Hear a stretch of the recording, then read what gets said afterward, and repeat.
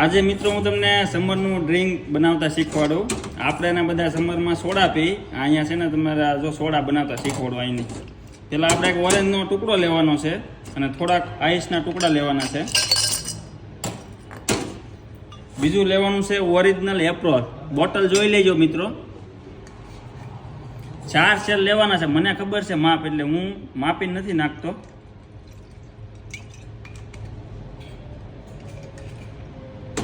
અને બીજું છે આ જેક, એ તો તમને ખબર જ છે. જોવો ને કે નાકમાં આવે ઢાંકણું.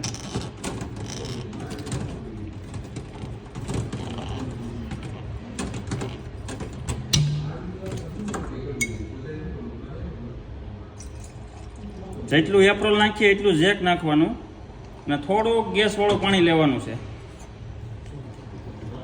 આપણે સોડામાં જે ગેસવાળું પાણી આવે ને,